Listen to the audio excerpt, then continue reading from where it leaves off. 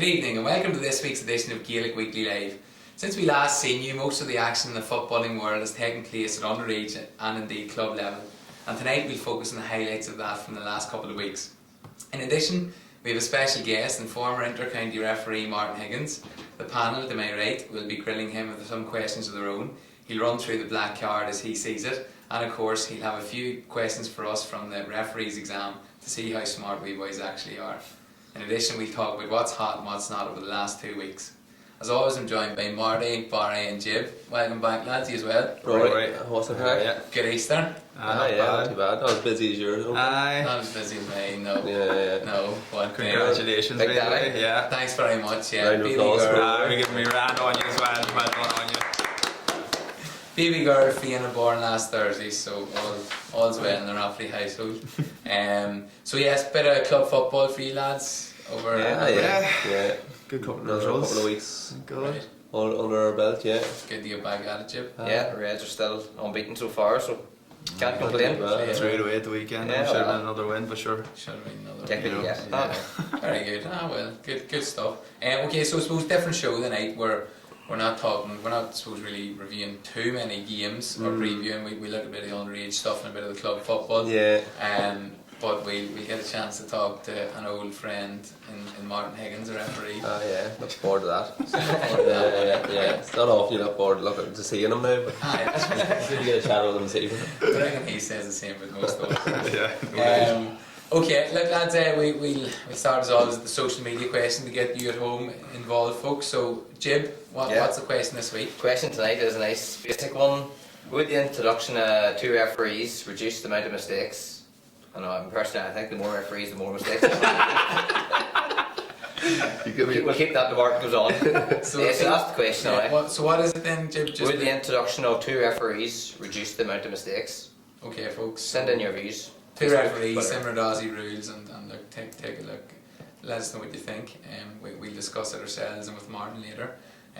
So that's grand. Okay, lads, we will start with, I suppose, early in our eyes, I suppose, up this part of the country, but the Dublin Championship actually started the weekend gone by. Yeah. She's mad to think the club championship going on now this time of the year for the like of ourselves. Like would be August before we play any club championship. Yeah. But I think a few counties now will probably have a couple of early rounds and then a break. You know, I was looking up a few results and that there, just googling it, and I was googling St Vincent's, and it just came up second round result from last year, and I think it was October or something like that. Right, there, so okay. there could be a massive gap on the cards for these teams. Yeah, so And it's early doors for a club footballer to be out of They're actually playing the next round again in 2 weeks' time. Oh, they are they? And Yeah. then there's So a gap then that's it. Then the till Dubs are out. till so the they Dubs are out. they have to be in the top of their game. Okay, well look, we've a clip from a bit of a surprise result. Plunkett's Owen Rua beating Ballyboden St Enda's. So folks, take a look at this at home and we'll come back to discuss it after this. Gary McCormick is the referee for the most hotly anticipated first round clash of 2017. Ballyboden, the All-Ireland champions of 2016, looking for a good start here. Conall Keaney takes it, the former Dublin dual star. Keaney, left-footed, that is a fantastic point. What a score by Keaney. Player. Here's Paul Galvin, formerly of Kerry. Played hurling with Kilmacud Crokes last year. Donald McCabe intercepts this one. There's a bit of space in front of him. He's got runners left and right, but he might go himself. McCabe finishes the move off well.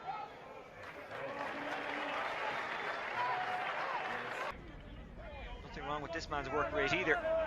Smith. Ross McConnell. Sees that Bernard Brogan is peeling off inside. Brogan receives it, slips it off to Heron. It's a goal. Well, Bowden had made a great start, but Plunkett's get right back into it. Smith, who's controlling it for Plunkett's. Another brilliant pass. This time it's inside to Bernard Brogan, trying to get around Shane Clayton. Bernard Brogan puts it over, and Clayton has picked up an injury, and that's worrying.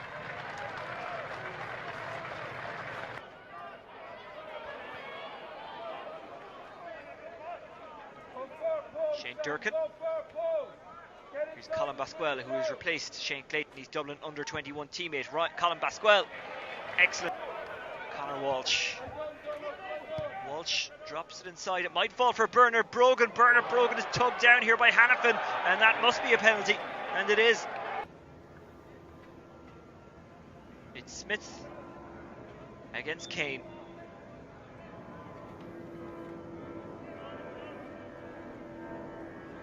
Smith absolutely smashes it home, and the game is blown wide open once again.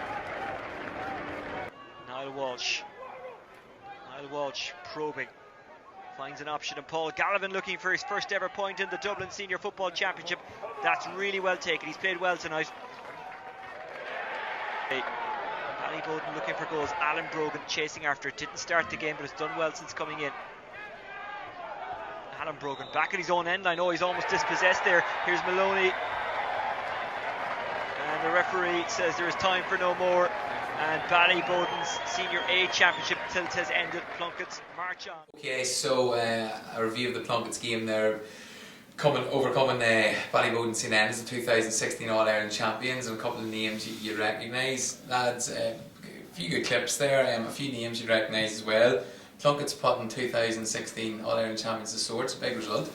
Yeah, it's a huge result from now. I know from last year they obviously would have been very disappointed exiting from the first round of the championship last year. Listening to Alan Brogan after the game just saying that was really within their mindset, is just getting over the first hurdle, and it was a fairly big hurdle obviously with the 2016 All-Ireland champions. But I suppose watching a right bit of the game, the clips there, and just chatting a couple of ways that watched the game in Dublin, just Bernard Brogan did an absolutely savage game. So he just really dictated the whole lot for them, just any balls that was coming inside. Usually you'd kind of think about Bernard Brogan being probably a selfish sort of player when you see him for Dublin, for his own scores, but he's just laying off the goal and just assisted the goal. And he just seems to be a completely refreshed and renewed player this year, like, so he's just full of energy. And if he was in most counties, like, you'd be, the county team would be kind of dragging every bit of energy out of them they can, whereas Dublin can use him sparingly, like. But shows the competitive nature of the Dublin Championship too, like, whenever you've got All-Ireland champions there and they're out of the championship, like, He's won everything too, except club championship. Yeah. I don't think they've ever won. A couple of finals, the last maybe within the last 10 years. Yeah, two finals anyway, so but like they've such an amount of riches, like they brought on Alan Brogan, like, kind of close out the game near the end, like, but they've quite, Paul Galvin coming in, like, he seems strange up on Galvin landing up there. Yeah, you think 37, I think 38 now. Galvin is. He's living and working there. I mean, it's not that long ago he's not a steady footballer. So. Yeah, well, it's just like you think at that stage, like, he'd probably be looking just to kind of just take a backward step. But I remember whenever he did quit from the county, he was saying at the time he wanted to play with a hurling with his local club, and then he ended up playing a bit of hurling last year in Dublin, was it? No, he joined Kilmacud, so he did, like, but for some reason, whether it was work reasons or whether it was just couldn't fulfil what he wanted to do, I'm not too sure. But then I know that his mother's from the Brogan's mother's from Killarney, and Lixnall's only beside that there, and the Brogans have always actually been friendly with the families over the number of years now, so I think that was the kind of drive to put them towards Plunkett's. Well, that's interesting, and it's good. I suppose good to be able to see that footage and to get a look in and see how such a what we perceive as a competitive club championship works. I mean, it makes it maybe all the more competitive, the fact that Ballyboden are now unseeded next year. They go in effectively to do a B championship this summer. I suppose whether the interest is there or not. Next year they're unseeded, so they get a tough draw in the first round. Well, I suppose it's why they got such a tough draw this year, because the same thing happened to Plunkett's last year, But that's definitely, there's probably 4 or 5 teams that could win that there, and if you win the Dublin Championship, you're kind of you're well capable of winning the All-Ireland Championship, you would think, like, Yeah. Generally after the first couple of rounds, you're always going to meet one of the big heavy hitters at some stage. So really down that championship, like, you really need to be on top of your game from the start of a couple of massive scores racked up in a few of the matches there. What did you say? It was 10, 12 to 5 points in one of the games. Kilmacud Cookmas. Disjointed, and then wins for Castleknock, who of course last year's finalist, and St Vincent's with a 15-point win over Round Towers. So it's not only are Vincent's, I suppose, been dabbing at the table of the All-Ireland the last few years. Brian Mullins is now in charge, previous 4-time All-Ireland winner with Dublin, so there's an embarrassment of riches at player and management level there, isn't there? Yeah, I'd say they'll be looking to get back into that All-Ireland series again now and go a step further. or go 2 steps further, get to the final, Yeah. and win it. You know. Yeah, yeah. But yeah, it'll be good. It's a strong championship, like, It is. and it's a pity the way it has to be run out. Really, you know, it's the way the fixtures go now. If they're going to play 2 rounds now, and then there could be a layoff till, you know, near the end of September or whatever. Like, it's not really the way you should be playing football. It's kind of strange, even you, when we play a club championship game up here, like, more than likely we'd probably go to rip the night of it. So we were, like, we were down in Castleknock the weekend, so we were, and the Castleknock seniors had a full recovery session for about an hour after Is that the right? service Yeah. that morning, you know, Right. about 10 o'clock, like, you know, it was just pure professional setup. It was just nearly a completely different mindset. The club way down there. Did they like they were enjoying it?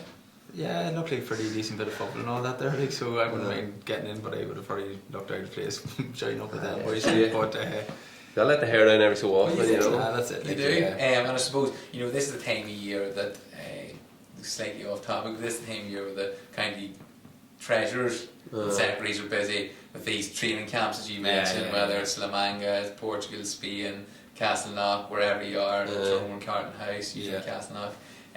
It's a busy time, but it's a professional approach to it, but clearly clubs are taking that on board as well. Yeah. But then maybe that's why Castleknock are winning Dublin championships and we're not winning one championship. Yeah, maybe something to look into, maybe, is it? Something like that. Yeah, you go to Waterworld, Madorn. Yeah, wait for your session. Yeah. So that's grand. I suppose keeping with Dublin then, we've mentioned a few names there. I suppose you mentioned Paul Galvin. So when you look at Plunkett's and you look at the Vinnies, St Vincent or no one, I was reading earlier, Vinnies are not renowned for their transfers, okay, or not renowned for their recruiting like other Dublin clubs.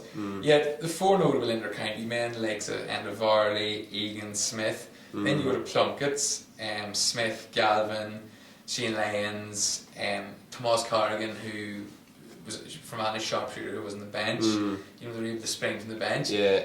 I mean, how attractive as your normal club player is it when the like of this transfer system is essentially taking place? Money.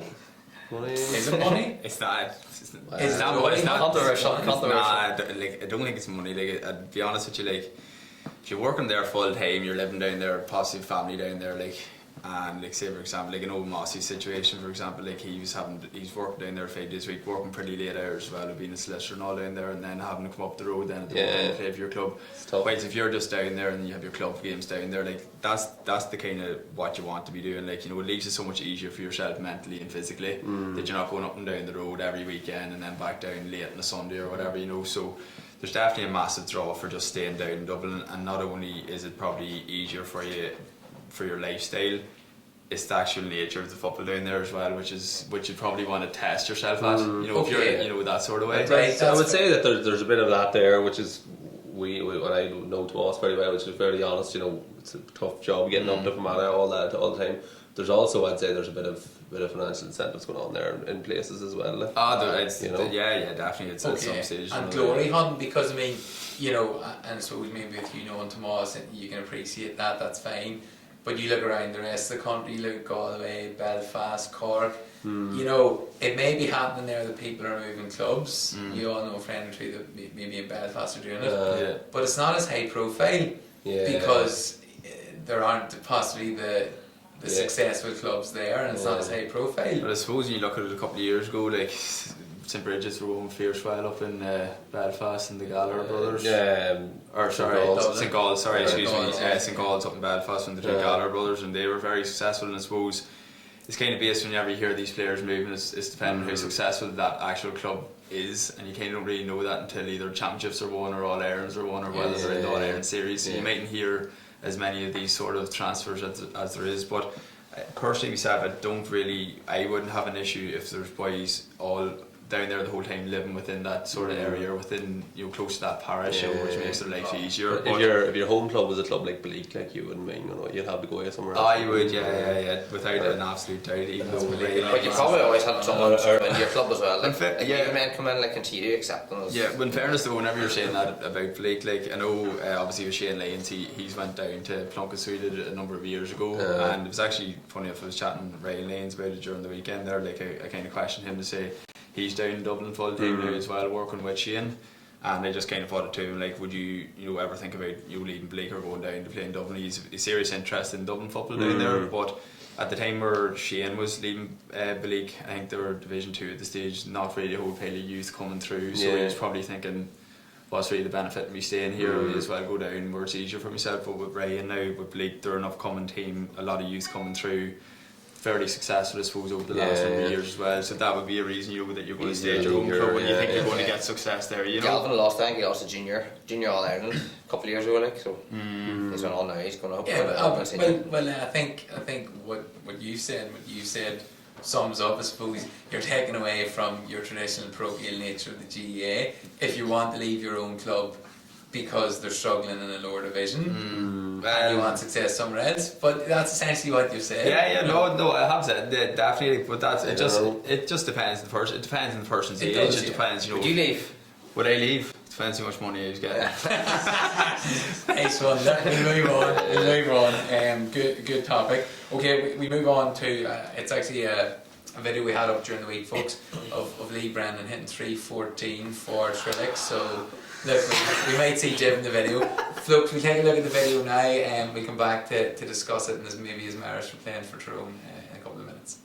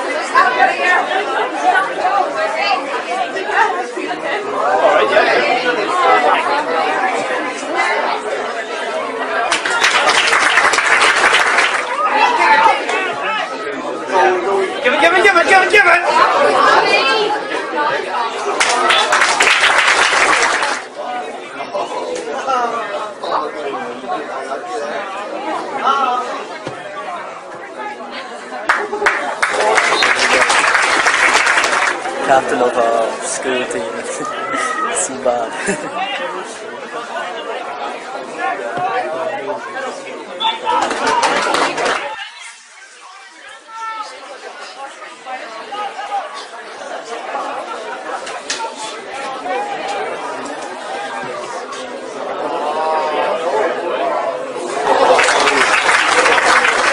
Okay, so an impressive 3-14 with 3-8 from Prey from Lee Brennan there.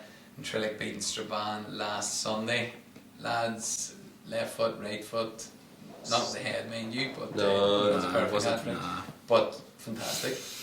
Tight exhibition of scoring now, in fairness, like, but it was put on play too from I was, yeah. You got the odd real nice loopy one over the wee ham pass. The old hospital pass, wee short number 5 with the jersey.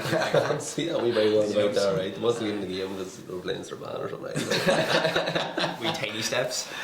But it was social media leads us to access to the like of that, but it's great to see. I mean, it really was a great performance. If I would be happy with 3-14 in the season. So you know, maybe you wouldn't. I'd be having 3-14 from full back. You know. But no, it's the absolute, like, you can see it. Like, I know obviously the start of the game, like, he was going well and he was scoring for fun, like, but even at the end of the game, like, I think his last point was near the sideline, like, turnover and putting up. It was just one of those days where everything was going for him, like, but it covers serious amount of talent, like, and you just kind of wonder now, like, at this stage, like, why has he really got such limited time for the Tyrone seniors this year? You know, because he's 3 minutes. He's been doing it like continuously over the last number of years in the club scene. So he's been very impressive for Tyrone under 21s as well. Like, so you know, you kind of wonder why he's not. There's a story going doing the rounds now since that video came out there about fellow John Joe O'Neill. Was that it? Jim? Yeah, from Moortown. He got back to the club and he ratcheted up a good score against the Rock, and he rang Art McCrory to tell him, with this great scoring exhibition you put on, and Art McCrory says, "Oh, geez, that's great. The next time we're playing next time Tyrone's playing the Rock, I'll be sure to put you on." And that's just you know, that's the way of it. It's not entertaining at the same time. Like, next time Tyrone plays the Rock, that guy. But yes, that's a fair point. But he's been earmarked. A little known fact about him. I'll throw this out here. He is only the second college all-star to win 3 years in a row, when he was playing McCrory at St Michael's actually, and then still after Tony McEntee, but the only one to ever win it in the same position. So he's been earmarked since 15, 16 really, hasn't he? That's a tight feat now to get there. 3 years in a row, which is McCrory. but then at the same time, like the college all-stars, like you know, it's a trial basis. Like, if you're getting it probably 1 year in a row, then 2 years in a row will be maybe easier than 3 years. That's impressive. To fair to Mickey Hart as well, he was pulled out from the 21s for a couple of matches as well, so that's why he only got the 3 minutes as well, you know. I suppose that was the same last year as well, wasn't it? I think I heard Matty say that already about that. Well, that's fine. I suppose talking about the competitive nature of Dublin, we spoke with that already. Tyrone, will they say Tyrone's competitive? That didn't look that competitive, Jib? I'm not as competitive, surely, now. Would you say everyone went well first? No, I'm only joking. I suppose since 1968, Jib, I don't know if you know this fact, since 1968, there's only been the Ulster Club Championship in football has only been brought home to Tyrone twice, and that was by the one club. So, you know, I suppose, is it that competitive, Jib? It is, but see, people say that Tyrone clubs put that much into it to win in the Tyrone Championship. By the time they come to Ulsters, everything's taken away. They're worn out. As opposed to the old cakewalk in Dublin Championship. Plus, we've had this argument before as well. Like, you look at the likes of Derry and even Fermanagh, like, a lot of them clubs are probably setting out nearly to win Ulster, or what they're going to do in Ulster. Like, I'm sure Derry probably preparing for the first round of Ulster. No Fermanagh club has ever won the Ulster club, so they're probably looking to improve it every year. You know, even their likes of Slough Neil, they're preparing to win Ulster all the time now. Whereas every team in Tyrone is just preparing to win that Tyrone Championship. Well, maybe you should set your sights higher, Jim. Well, maybe. No, but I mean, it obviously is competitive. 3-14 was look a mighty score, but does that give Mickey Hart something to think about, or? I'd say he's probably thinking about Lee Brennan anyway. You know, that's probably the bottom line. Like, you know, and that kind of an exhibition will only probably help Lee. But I don't think Mickey will be feeling under any pressure like Art McCrory. I don't think he's going to, put him on against Derry first round based on that. But you might think. Based on that, though, he's not. But I think he knows what he's got in front of him. I think he's known anyway. Like, obviously 3-14 is serious, but like, exactly. Like, Mickey knows everything he needs to know about him at this stage, you know, and just suppose I think it's a bit of trust. But I think we're talking about the Tyrone have talented forwards there, you know. But it's just one of them to really hit the ground running for a summer. Would really boost Tyrone's chances of doing more damage. But in fairness, though, whenever you have, so if you had a fella who was really flying, who would 3-14, he must be flying. Like, whenever you're one of the best wing half backs and throwing playing ball in you on a constant basis with this man here, like, he's going to going to help you along, so it is. You know, Yeah, possible. Not a bother. Kieran McCann, what's your number 5 in your back? Yeah, Niall Cox is actually right in there. He can kick points, but can he hand pass sideways behind his half-back line? System needs change before players like Brendan O'Neill Bradley can fulfil their potential. And that's a fair point. I mean, he's a, he's Yeah, a class top. act. Yeah. You know, we know that. We've seen that. We've seen that underage. You know, certain degree at senior level. But that's a fair point. Yeah. It's just getting the system in place for the thrown forwards to just show their quality. Like, Yeah, you know, that's yeah. what it's all about at this stage for throwing. Like, I think they have everything, the whole system in place in terms of the defensive side.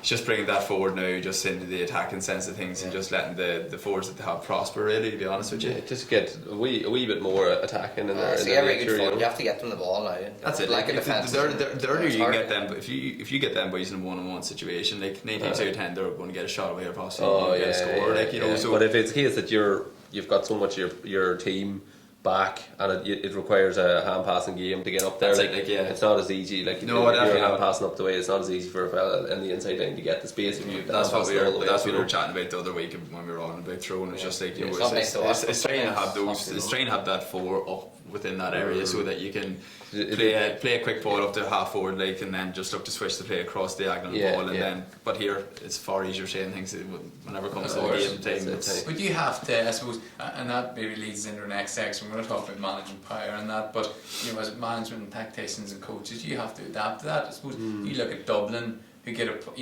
people try to put it up to them and throw the dirt at them every day they go out. Even look at Donegal, who've been considered defensive. But you've likes of Thompson, McBrearty, these guys who can kick points for 45, 50 yards. They've adapted their game to do that. Donegal especially have adapted now this year with the older kind of generation moving on. Like they're very mobile now. Like they're serious legs in that team. Like, you know, and they are adapting. You know, from the All Ireland winning team, like, which was kind of very solid defensively and kind of, you know, had Murphy in a full forward as an outlet. Now Murphy's kind of pulling the strings around the middle, and it's all about strong running, like, you know. It is. It's you know what, it's just taking the chance, eh? You know, whenever you've a team turned over, you kind of maybe be a wee bit hesitant on the ball. You may think, Jesus, if we go forward here, we get turned over. At the minute, I suppose with Donegal and Dublin are probably the two of the best in the country at the minute. Whenever they have a turnover and they have space to go into, they are going, and they're going in numbers and they're going in pace. Like there's no one hanging back. And when you see it now, with I suppose again with Dublin and Donegal as well, a lot of when that happens, whenever they are going up the pitch, it's primarily coming from the full back line. You'll see, you know, Paddy, their cornerback, can't think of his surname now at the minute. So Paddy McGrath, sorry. He's generally always going one first runners because he may have had a slight rest whenever the whole team was back. He's completely just opening off his legs then to get forward. So he is, and that's where. I know what you're saying, but I think maybe just to get consistency for Tyrone is to get a consistent man in that full forward line who they can build the attack around, like, you know, like what McManus does for Monaghan and that there. You know, somebody that you know you're going to have in there every week, and he's going to be the ball winner, number one talisman every week, or, you know, somebody that you can build a team around, you know, or maybe like two. I suppose the thing when you're doing that there, you need the boy who's physically able for it. Like, you know, McManus is able to look after himself. He's able to deal with two players on him as well, instead of win primary ball and then use it well or take his own score. And you just kind of wonder, like, they've been doing it with Sean Cavan, but generally Sean will come then back out further and further out the field to get more involved. And then if they have a corner forward in, it's generally a smaller type of forward who might be able to do that type of job. But, you know, here I do think they still have the tools in order to have a good year this year. Like. Good enough. How easy we always end up going back talking about Tyrone. I know James has some sort of power over saying what the story. Well, you're fond of Tyrone, like. I don't. No. But no, I suppose we do revert back because it's probably like Dublin, Donegal, and an interesting topic because there may be it's like an unsolved puzzle. You know, there's something there that's amiss, and we think we can solve it. We solve it. But we talk about management, and I suppose this is management power, and what leads us into this next session is it's hurling and what. We don't. We're going to talk about hurling for half an hour. Right, that's fair enough. Yeah. Why not give you the memo? No. Aidan Breen says, any thoughts on the National Hurling League final at the weekend? That's for you, Marty. Thought it was a great game, amazing. Good for Galway to win. Well done to Galway. Good for hurling. Good for hurling. Hurling the boot. No, in fairness, it was a fair shock now for Galway, especially to rack up that kind of What was score. it, 321 from 321 They got there 14 points or something. And Galway scored more of the goals and more of the points than Tip, so they Lee Brennan nearly scored that. he did. But no, and what led us on to this was, I suppose, the week before was Davy Fitz, who's over Wexford, entering the field of play, so was riling up opposition players, Tipperary. Davy Fitz has always been entertaining. I suppose he can be OPT at times, even when you watch him, not Ireland's fittest family. He's entertaining, but it led us on to the question, I suppose, and maybe at this time of year there's a bit of slow news stories. But we've heard this week with Dublin under 21s not playing in their club championship. There's a story going round about a match cancelling in Tyrone, an issue with county players. So do managers have too much power now? I'd say that they probably do have too much of a say, but it's a part of an overall structural problem, rather than a county manager problem. Like, 'cause I know myself from whenever I was playing county football, like there was times that I was, we were told, and it was us and the opposition county players weren't playing, when it wasn't official, but it happened, that kind of way. And you can understand, like, it's tough. It's an awful place to be as a player, because you've got your club, your number one kind of priority as we grow up and that there, and then you've got county, which is at the more business end of it. You're coming into championship, so it's obviously very important as well. Like, but you've got a county manager telling you that you can't play, and the boys on the opposition team are going to play, so you kind of have to.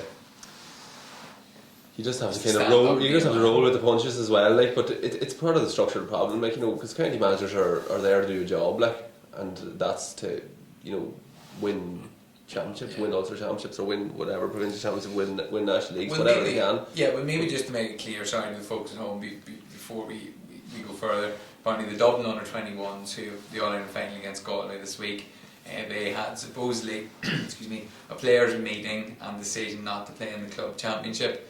Now, not all players abided by that. For example, in the Plunkets, which we seen against Ballyboden game, Clayton, under 21 player, Mark Brogan went off injured after 17 minutes, but was replaced by a fellow under 21 player in Vasquel, who's a very talented footballer, no doubt would start, but yet didn't start the game. Other players around the county didn't take part. Is that really a player's decision? Was that a player's meeting? With an All-Ireland final coming the week after, I'd say probably there was a few players who probably thought that it would be the right thing to do not to play, but again, it's a position that players shouldn't be put in. Like, you shouldn't be. There's one solution: the Dublin County Board should just put off the matches. Well, there is a rule that within 21 days of an All-Ireland final, there will be no club championship action for players involved within that squad, but that's only at senior level. Like, it's just it depends on how the players are feeling. Like, personally, so we should say it, like, because it's so close to the All-Ireland final, like, the sort of training that the Dublin boys would have been putting in wouldn't have been too intense, wouldn't have been too hard hitting, so the chance of picking up an injury would. How do you know? That's hilarious. That's hilarious. Sorry, no, it's quite alright. He was staying on Castle Knock. People crowd talking about his Anyway. My apologies. I don't even know where I'm at anymore. That was such a burn. But no, like, seriously though, so the boys obviously with the under 21s would have been thinking personally about themselves, starting that All-Ireland final, like, and probably not wanting to get injured, pick anything up, that sort of way. So I suppose it comes down to if it was a players' meeting, as we're told, like, there would have been some of them saying, there may have been boys not in the starting team that says, no, I want to play. And you have that then. So everyone's got a different situation at home in your club as well. Like, if your club's one of the stronger teams, some of them players mightn't be, they mightn't be that crucial to their club, like, whereas some of the lads will be the number one man on the club team, even at under 21. So everyone's going to get a different perspective from that, but it goes back to it should have been the county board. It shouldn't be within players, or it shouldn't be within managers' power to say you do this, that and the other. It should have been just taken from the county board. That's what you were crying out for as a player. Whenever I was crying out for as a player, is someone to take the decision out of your hands, because you're damned if you do and you're damned if you don't. Like, if you go out and play for your club, which you want to do every time you can, but you get injured and you're out for Ulster Championship, or you're out for something like that, then you're you know, you're the worst in the world, you know. Yeah. But if you don't go out and play for the club and the club lose, and you're the worst in the world there as well, you know. It's And not then- a nice But position to be in. it's an overall structural issue with fixtures and the club season and the county season, and there's no. I don't think it would have made a They whole don't pile of speak difference to to each the other at all. Dublin Championship fixtures if they'd put it back 2 weeks. Like, you know what I mean? Well, you see, then they're looking at the other end of it, where they're playing off the last 3 rounds of the Dublin Championship in October time, like a blitz. How many league games have the Dublin players played in the clubs under? Oh, I couldn't tell you. Like how long? Like Ursula Donnelly there sent in a message. Don't you think every county player should play at least 3 to 5 league games prior to championship matches begin? Essential for match fitness and clubs suffer enough during the season. But we will No, I don't be. disagree. But we will be though playing 3 to 5 league The next games ten for- Dublin players now, like Club, Ballyboden there. 3 to Would they 5 play it? club league matches. club league matches. Oh yes, before Like yeah. didn't play it 5 games. Well, I suppose it, But yeah. sure. What like most any of the Dublin seniors were only they which were away on holidays. They missed the. And then Yes, the so- National League was on. They're hardly playing club Of matches. course, they're hardly playing. But I suppose in saying that, you know, if the Dublin County Board set that out from the off season from the AGM and the fixture list, their CCC set that out. You know, all clubs were made aware of that. Yeah. That leads us on then to, and again, to explain to the folks at home what is, I suppose, the situation in Tyrone was that there were fixtures set for last Thursday night, and then Omasine End is led the way with a couple of other clubs to oppose it because players were away on in England or across the water working hard to get home. So it was agreed to move it to the Sunday, Yeah. which was after Tyrone came home from their training camp. One fixture between 2 clubs was due to go ahead on Thursday night, and as a result of a supposed call from maybe management, the county players were told not to play, and the game didn't go ahead with fans and players and all at the ground. Yeah. There you have it, that the CCC have agreed with the clubs. Yeah. They've done that. Somebody else, another player, has stepped in, and a lot of people are left disappointed. Yeah, That's yeah. it. Well, like it's a disaster situation. It's surprising that the club. Well, I suppose it must be a bit of power there coming from the Tyrone management, but it's surprising that the CCC would fold over like that there, especially whenever The 2 clubs agreed to it. And as well. my understanding is that people were there. Yeah. Yeah. Yes. People had making it. I think it was a high official county board member was at the match and he told them no. He This called- game's not happening. Okay, so it was county board. So It could be the man on that. He could be just on a wee power trip. It could be somebody on a flyer. I'd say he was getting the. but I'm sure But that's all all. that- It happens in every Why game because it not? happens in Fermanagh. There's been situations where there's been an unofficial agreement for two clubs that are playing a refixed match, and there's been unofficial agreements, you know, that players from the county panel won't play because we've got training on that night.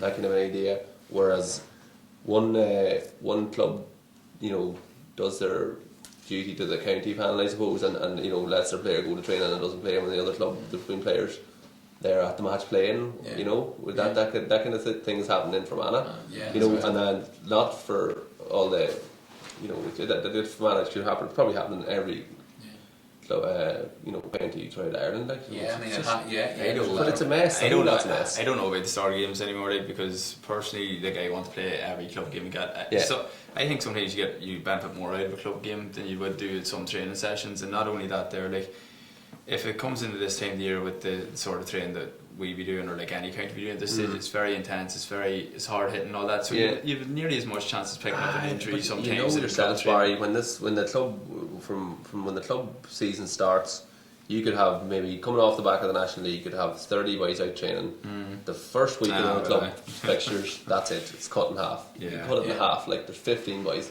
Half the boys are thinking, I'm injured, I got hurt at the match the weekend. I'm tight. Half the boys are, I'm tight, and then there's like boys who are like, we have a big club match this weekend, and it's just an awful position to be in. Like there needs to be like a complete divide there. There needs to be somebody making decisions so that club players aren't put in that kind of position, because it's not fair on club players, you know. It's not. Look, it's a topic you go on about and on about. Hopefully, we'll have a representative in from some of the organisations over the next couple of weeks. So Yeah. we'll maybe talk further. Okay, look, the press of challenge is still on the go.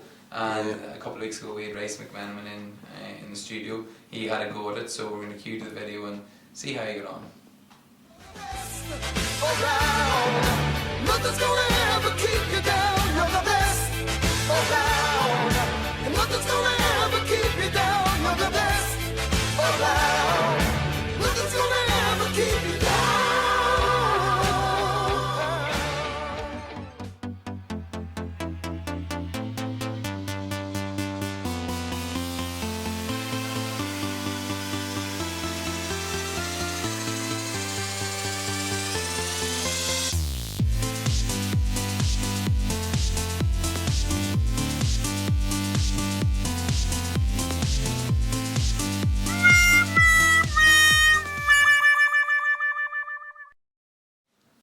Okay, so unfortunately another fail in the press-up challenge, lads. Somebody will get it yet, will they? It can't be done. They Yeah. couldn't do it. It can't be done. Very sure to do It can be done.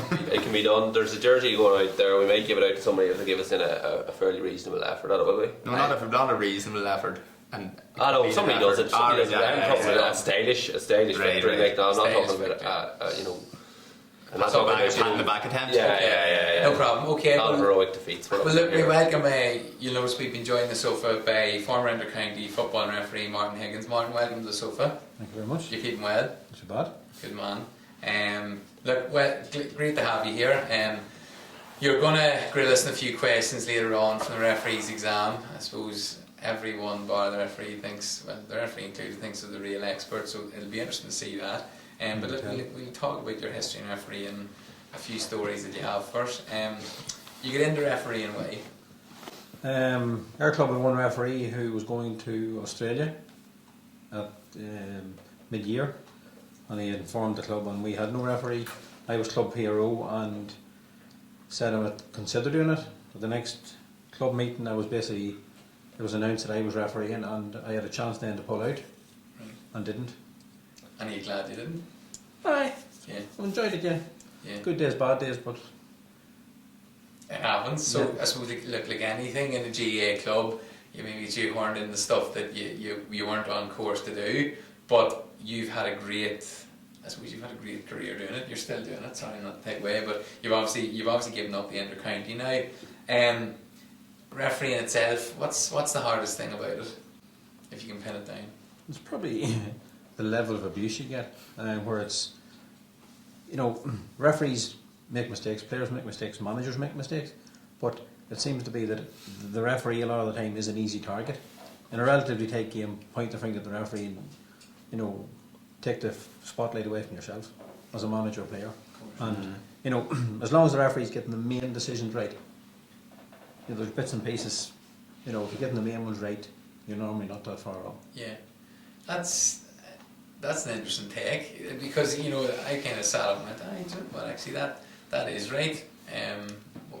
That's we all definitely make after mistakes. Like, you always say, but like if it's like like you said there, like if you lose a game by a point or two, just fucking referee, But a lot- just the referee, heat of the can't moment. know that. A lot of heat of the moment stuff. it is, yeah. Well, but it What is continues it? thereafter, Jim, unfortunately, which But most of the time, when the game's over, and boys are willing enough to shake your hand Yeah. and go on. You will get stick out of the stand, but at the end of the day, you're going to get that. What I was going to say there, whenever you're on about, As a player would. yeah. From the stand. Oh, yeah. You were saying it just about the abuse side of things. Like, would you say though that's mainly from off the pitch? Like now over the last number of years, I wouldn't have thought the abuse referees will Inter-County your club wouldn't have been nearly as bad as it was a number of years ago. Do you think it's got a wee bit better, let's say, things player-wise to referees, or do you think it's the same sort of level? Or I think, in general, most of the stick you're getting is coming from the stands, right? And there's a fairly basic lack of knowledge there. Most players, in fairness, and I suppose, and looking at my own career, I am probably a lot more tolerant now than I would have been 5, 6, 7 years ago. And you tend to, the players a lot better now, and you're able to interact better with them, and you can solve. If you're talking to them on their level, you normally can diffuse something fairly early. Yeah. You can use a player from a particular team that is fairly sensible head. Have a word with your number 7 or your number 6, whatever it may be. Tell them just to calm it down. Yeah. And sometimes that's an easier way of dealing with something than you calling them over and starting to lecture them. Yeah. Whereas it does tend to come better from one of his teammates than it would sometimes from you. Yeah. So the rugby approach nearly. Maybe not necessarily the captain, but there's always one or two sensible heads in every team that can be used as a calming influence on.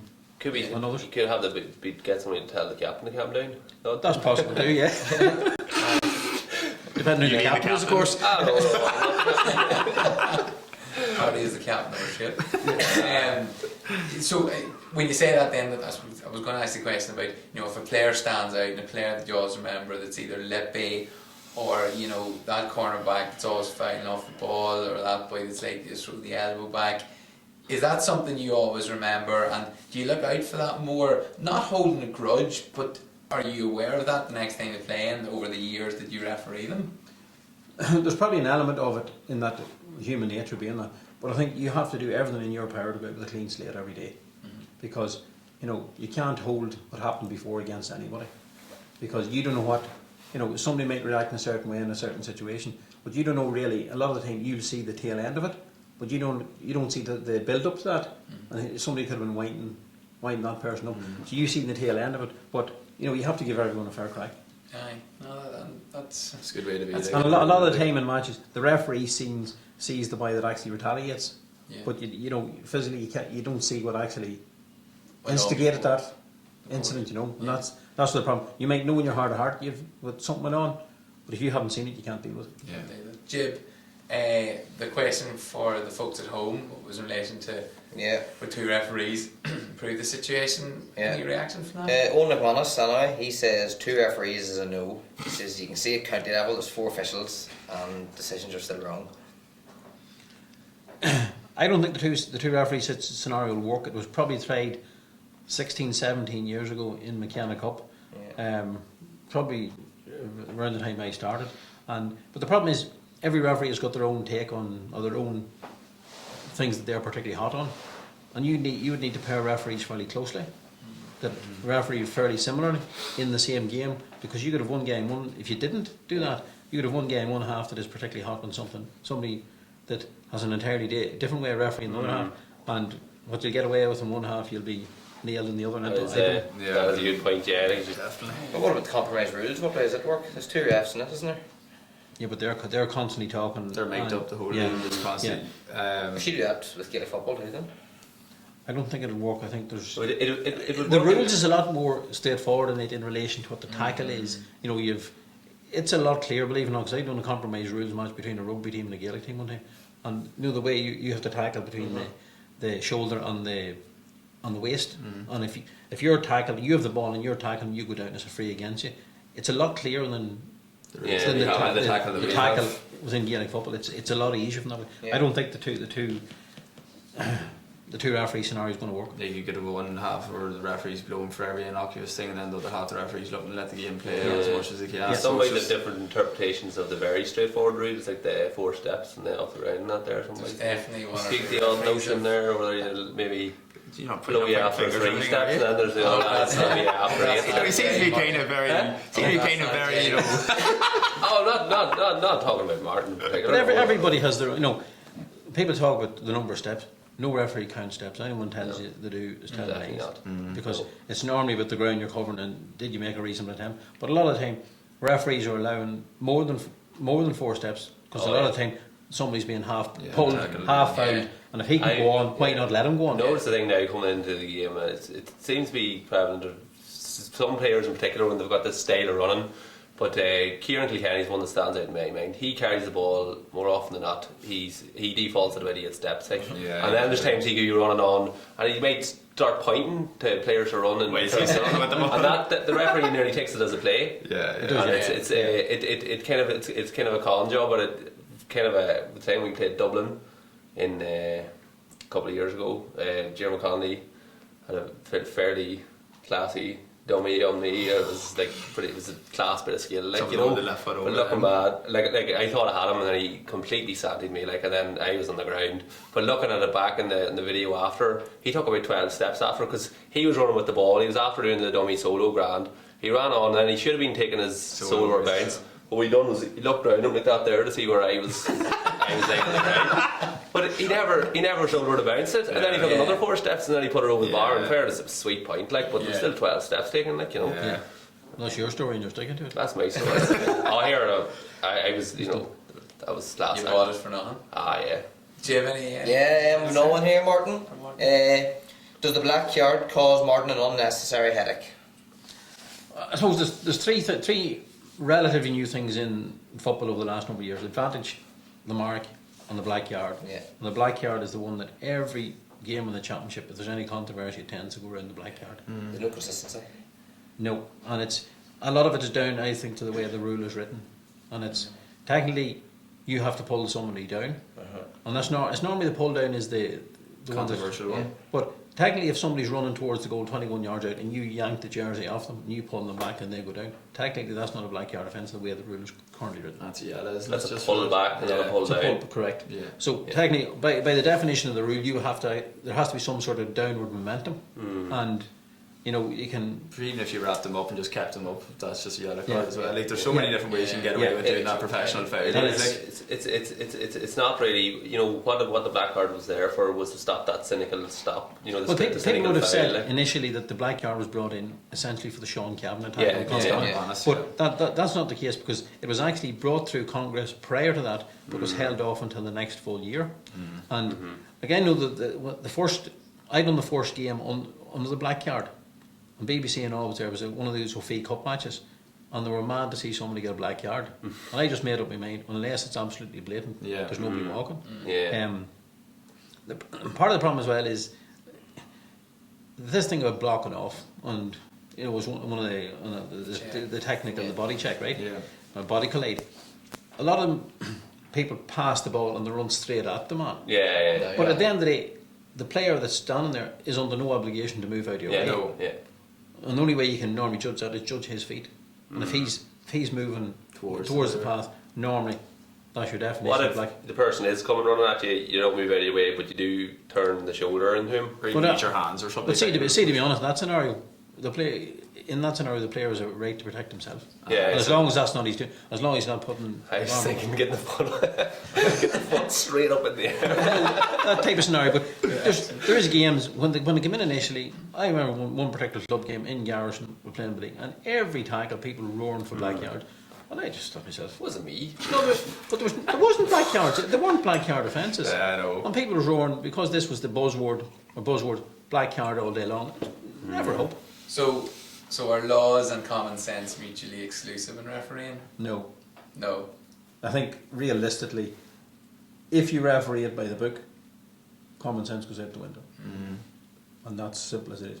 And you know, people don't realise yet into county matches you have advisors, stroke assessors, and some of the stuff those guys on the extreme end will pull you for is unreal. I had one case where a particular assessor, at the time is what they were called, in a national Division 2 National League game, he took 12 points from me for players taking frees from the wrong spot, and I was talking 1 and 2 yards, and 6 times and 2 of them they scored points from. But if you start bringing back a yard or two, It's not to be honest, You would have to get the wee, you would have to get the game. wee spray thing out now for Ah, the. this for is the just- phones. There's nothing to ruin a game as much as a referee who's starting to get every free kick and right from the spot. And yeah. it does ruin a game. Your of yard's football. not going to make a whole pile of difference in the grand scheme of things. When you're No. doing Yeah, it free. But like, are those people are they the right men in the job in these advisors, or is there some people who possibly shouldn't be doing that? Are they job? ex or current dress? this particular guy was an ex-referee. Ex referee, intercounty, obviously. So that makes your job as a referee harder. Well, Because to be you honest, have to go by the book then, well, don't you? if I was to do it again in that particular game, would I have changed my? Would I start bringing them back just to please him? No, I wouldn't. And it probably cost me a place in the championship panel that year. But he was strangely. You know, people don't realise the amount of, the scrutiny. If you miss a lift ball, it depends when your position is. Referees are given decisions from their position on the sideline. Your view could be entirely different, and from your position on the sideline, the referee could have got it completely wrong. But the referee from that position has given the decision as he's seen it. You know the way rightly or wrong. you know the way you are mic'd up to the boys in sideline and all that. Do you feel like you get enough information from them for those sort of decisions? I know obviously lifted off the ground isn't going to be the winning or losing of a game either. Like, It could be if you go back, if he lifted off the ground and goes back and sticks the ball in the back of the net 4 or 5 plays later.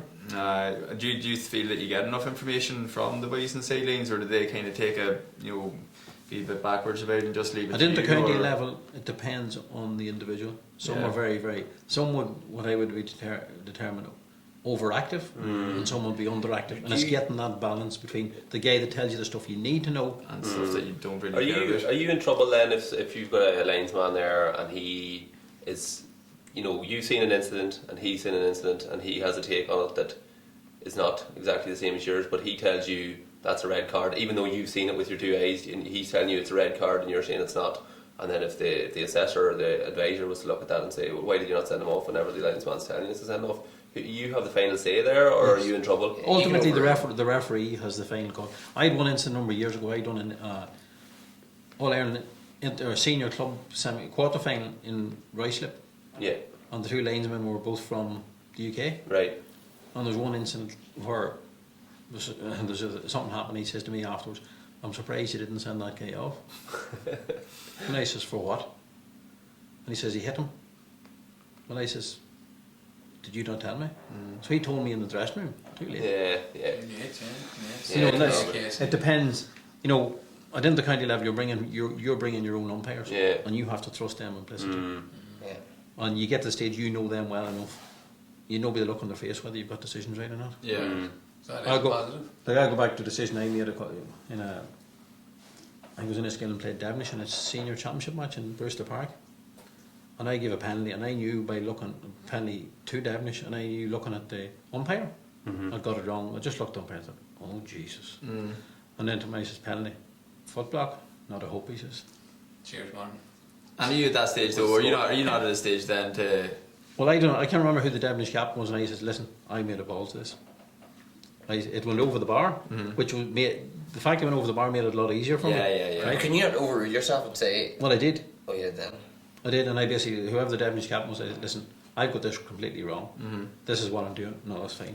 Kick the ball out. And there's a mistake, and you've reacted. Well, look, that's That's a good way of working it though. Like in fairness, like once you know, like, and then you do that there. But it was purely the look on the line on my umpire's face. And I knew, Yeah.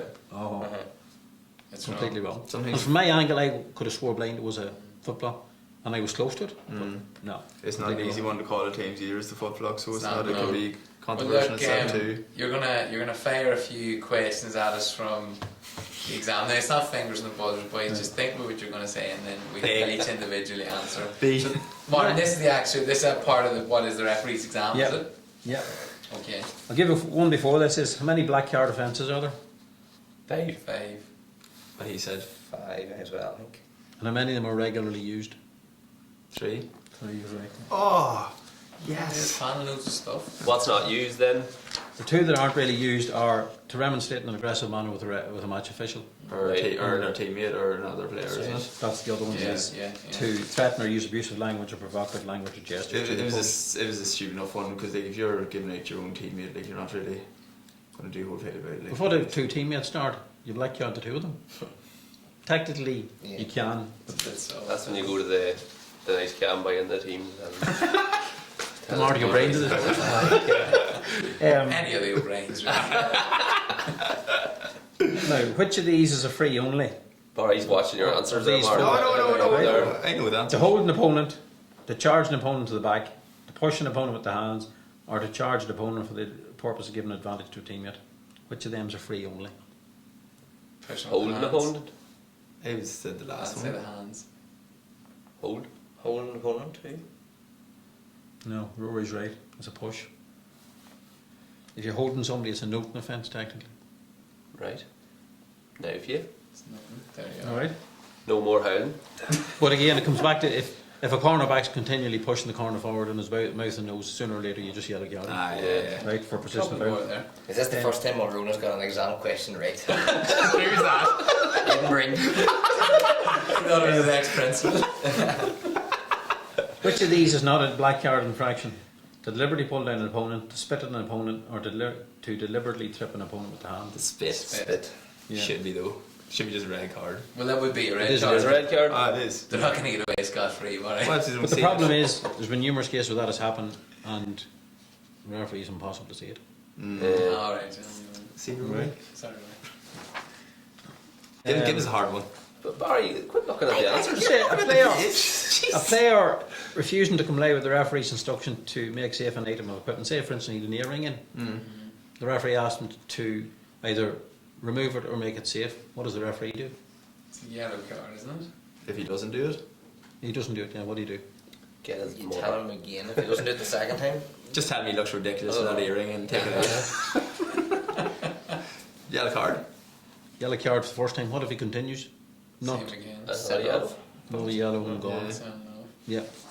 Interesting. What's the story? Hey, The go gum to- shield. Ah, I've got it back. What is the story with the gum shield? Hey, there's so many players now that will just have. They either won't have one or they have the gum shield I in their never Under won, Armour yeah. shorts or they have it in their sock and all that there. Technically, you have to have it in all the time. I had one case last year in a senior league game where it was obvious a player hadn't got it. I says, "Where's your mouth guard?" Right? He went off to get it. Mm-hmm. I said, "Where you go get it?" Came back on. He smiled at me, showed me the thing. Right. Next thing, there was a kick out of one end of the field. He was playing full forward. He lifted the gum shield. I could see him reaching down to the sock. Right. And I says, "You're taking the piss." And you go to him. I booked him. Then he had it in then. He did, yeah, for the rest So, of the game. What constitutes a gum shield though? Oh, but if you catch him again, without Cardboard. Second second yellow. yellow walk. Same as, right? Yeah. Okay. So it's Just you even see it in there in a lot of inter-county matches, you know, if a sub's coming on, they have it on and sideline, next thing they're jogging on, then just put it in their shorts and Yeah. their socks straight away, like. Give us one more there. Give us one more tester, Martin. player feigns an injury. What do you do? Book him. I got booked for a dive in Wexford. Was he right, the ref? No. I would say, He was not right. Right. I mean that. Yeah, I remember it, yeah. Going straight through and goal. I would say you play on. You leave him He be. feigns an injury or he feigns a foul, like Yeah. he's feigning It's a foul, it's booking. Feigns a foul or feigns an injury, same thing. Marty, what do you think? Aye, it's probably by the rules you should book him, like, but you maybe give him the road to Yeah. do harm. I'd let him lie there and play on. But then do you come back though? You come What if he come loses back. the ball? Over carrying. No, say Oh, he's off. he throws himself to the ground looking for free, falls, ball breaks free. Free against. It's up to yourself. Do you play advantage and let the team collect it and then come back then to book Yeah. him? That's probably what I'd do. Yeah. Jesus Christ. Tell you, referee's calling. Be the referee. Should Yeah, he? referee's calling. Yeah. And do you come across feigning injury much? Not much. No. Not feigning an injury, but would you like Feign the well, foul. But the bottom line is there's a thin line between going down on minimal contact and going down on no contact, and it has to be no contact to book. If he's going down on minimal contact, just don't give him the free.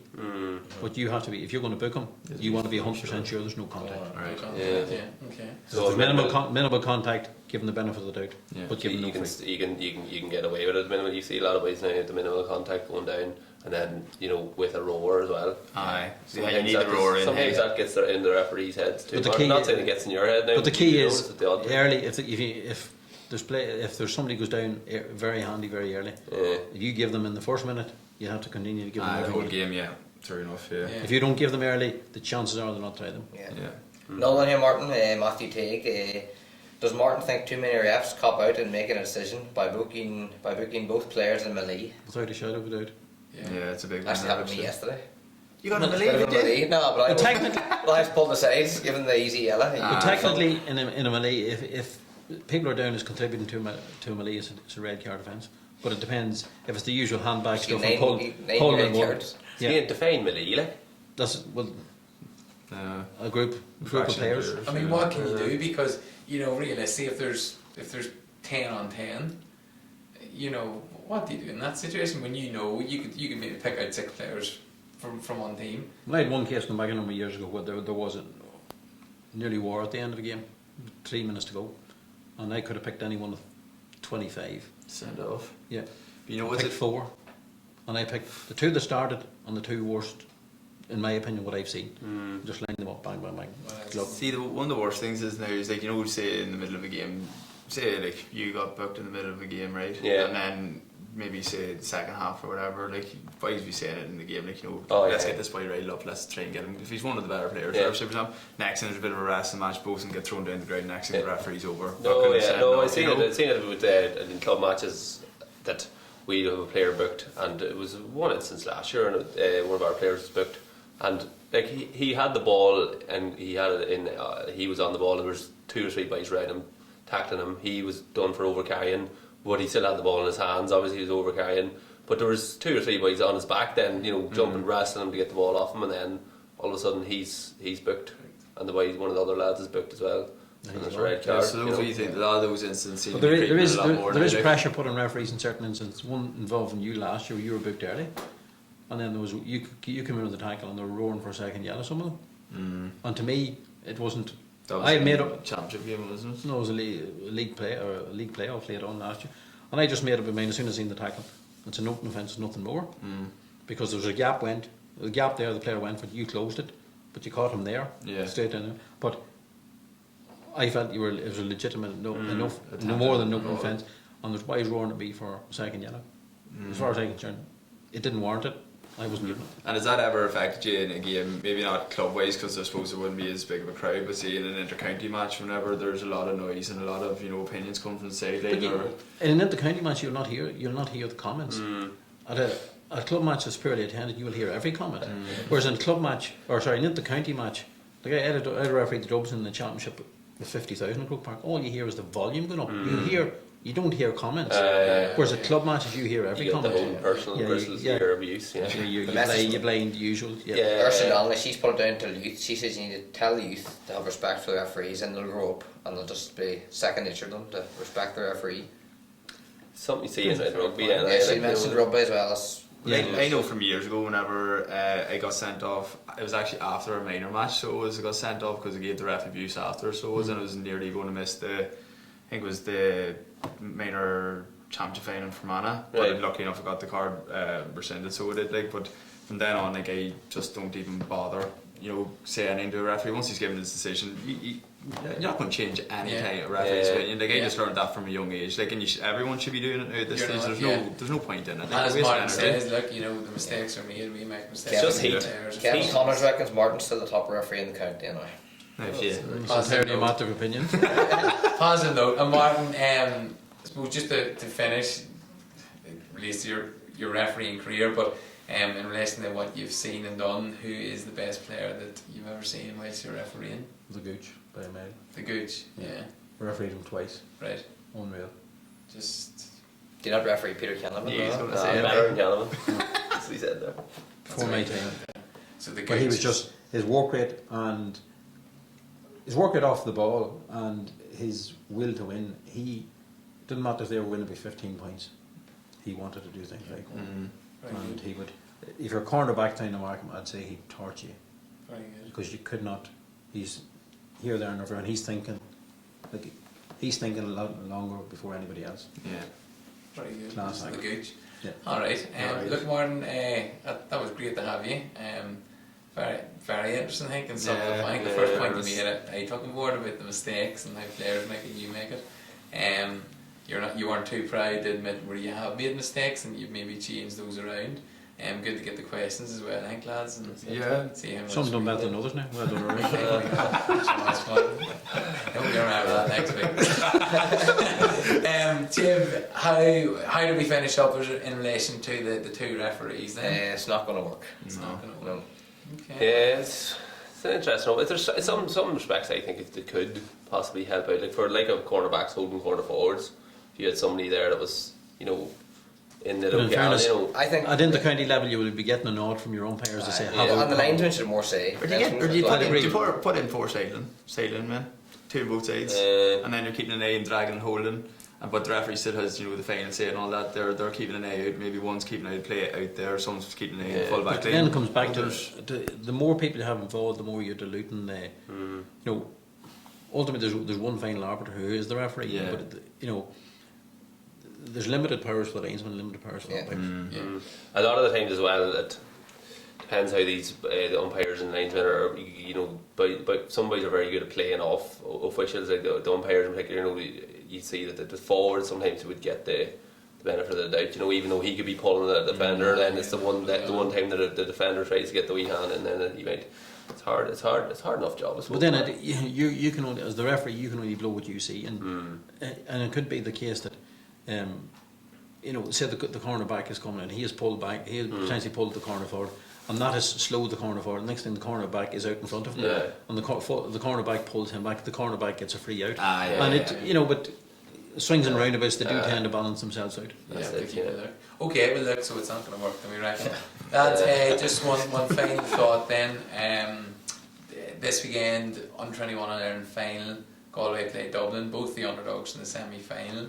Who do we see winning that. Hard one to call now. I think I've fancied that there's a lot of big things being said about this Kerry team, you know, on the back of those minor wins, and I suppose Galway, to put them to the sword is a pretty big one. So I'll go with Galway. Not that I know that much about either of the teams now, but I'd say I Galway. ref Galway in a challenge match and I was impressed with Yeah. against Monaghan early in the year. Inside knowledge, Galway, Bahrain, Jim. There's quite a few number of the under 21 Galway team in amongst the senior team. I know Conor Collins in amongst with the Dublins, but there's quite a few of the under 21 boys playing for the senior team at the minute as well, or in and about the starting senior team. So just probably with that there and the way Galway's went this year, I'd give Galway maybe the nod. I know nothing about them, but I'll go Galway. So they're probably going to have a big line points. Alright. Well, the kick tight scored last. Yeah. Alright, okay, folks. Look, that's us wrapped up for the week. We'll be back next Monday at 7:30 as always, where we'll be discussing leading into the Connacht Championship when New York take on Sligo. We'll be discussing again what's hot and what's not. And we thank Martin again, all the lads, and we'll see you next Monday. Thank you.